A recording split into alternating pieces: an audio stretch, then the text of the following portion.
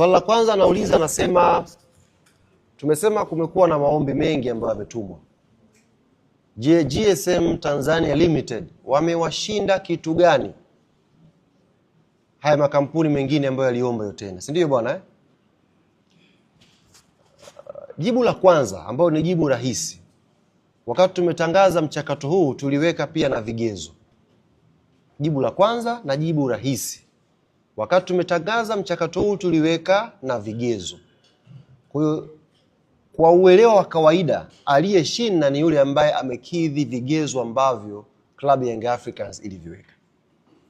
Lakini kwa kukupa faida na faida pia kwa waandishi wengine ambao waitamani kuuliza na watazamaji ambao wanatazama. Kwa mfano, yako makampuni ambayo yenyewe yaliomba, sio vyema kutaja majina kwa sababu mchakato ulikuwa ni mchakato wa ndani. Yako makampuni ambayo yaliomba na yenyewe specific yalikuja na maombi kwamba sisi tunaomba nafasi ya kutafuta mtu wa kuleta hela.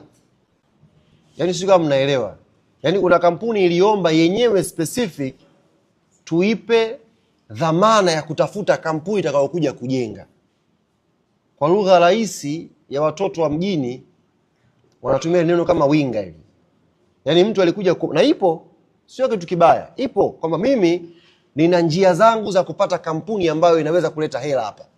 Kwa hiyo nyie Yanga nipeni mimi hayo mamlaka ya kusimamia huu mchakato. Mimi ndio nitajua nani analeta hela na nini kinaendelea kwenye huu mchakato. Wako watu namna hiyo walikuja.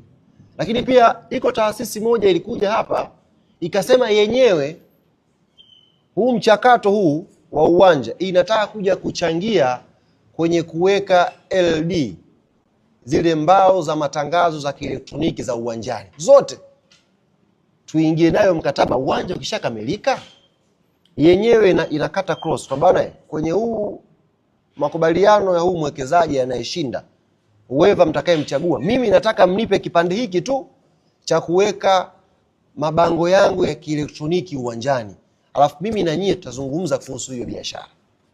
Kwa hiyo mchakato umekuwa na maombi tofauti. Kila ambaye alihisi anaweza akacontribute kwenye vigezo ambavyo Yanga tuliviweka. Kuna ambao walichagua some amount 40% mimi naweza kukidhi, acha niombe. Kuna ambao walikuwa na 60% wakasema acha tuombe.